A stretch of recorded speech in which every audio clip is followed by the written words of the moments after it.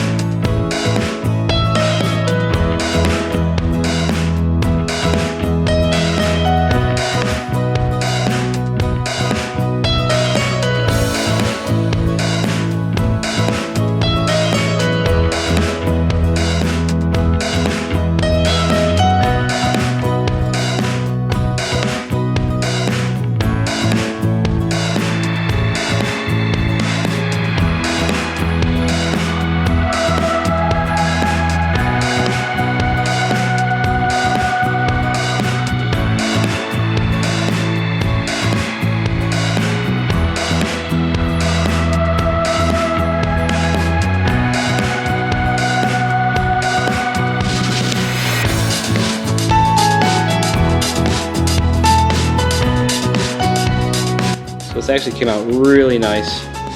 2 packs pretty much covered the entire 16-foot garage door. The panels have this nice glossy finish to them, make it easy for cleaning. Even though they are styrofoam, all the vertical bars here have insulation cut perfectly for each of these vertical bars behind them, because it's hard to get the panel vertically up and down and stuffed in there, so I'd cut little pieces behind each one of these. So this garage is fully insulated at this point. So time will tell to see if it actually does help the temperature in the garage. The hurricane bars are back on. When I took those off and disconnected the garage door opener, this thing shot right up, because those hurricane bars do add a lot of weight. So what I had to do is actually had to pull the garage door back down and put a clamp on the track just to keep it from going back up. That allowed me to work on the lower 2 panels without having to be hunched over the whole time. Everything's back together and onto the single car garage door right over there. You gotta raise the lift up, take the cover off the car, back the car out into the driveway so we can get to the garage door right over here, and we'll be working on that right now. Single car garage door insulation, go.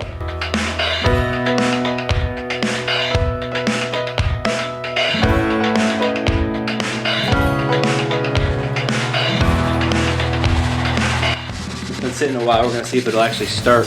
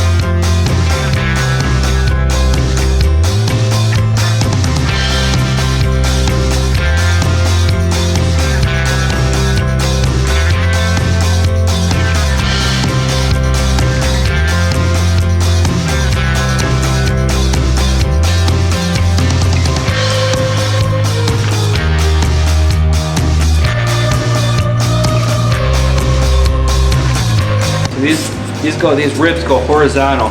It allows the board to bend when you put it in.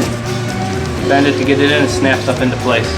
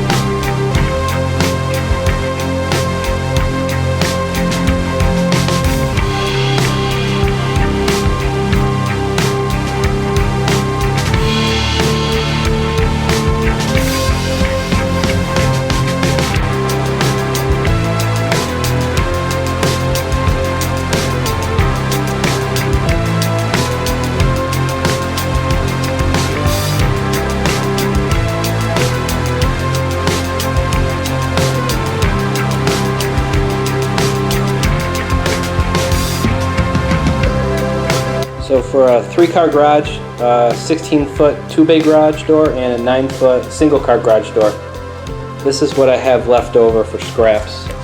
So I went through about 5 cans of spray foam and 3 packages of the garage door kits from Lowe's. This is what's left over. Just get thrown out. Alright everyone, that's going to be a wrap for this video. The double car garage door and the single car garage door behind me have been fully insulated at this point. I went through about 3 kits and about 5 cans of spray foam. I stopped at Harbor Freight and picked up one of those retractable knife blades for about $2 so I can extend it all the way out and cut through the foam panels nice and evenly. I used a square to cut the lines straight, and I used a tape measure to measure the panels. That's all that you really need to install this in your garage. This is the kit that I used from Lowe's. It was about $61 for a pack. Each pack does a single car garage door, but because I had a 2-car garage, I had to get 2 packs. So for the whole garage here, the 3-car garage, it's 3 packs. And for those that speak Spanish, the back is in Spanish too, so here you go. Please be sure to like, share, and subscribe. Hit the notification icon down below so you know when future videos come out. And I'll see you in the next video. Thanks for watching.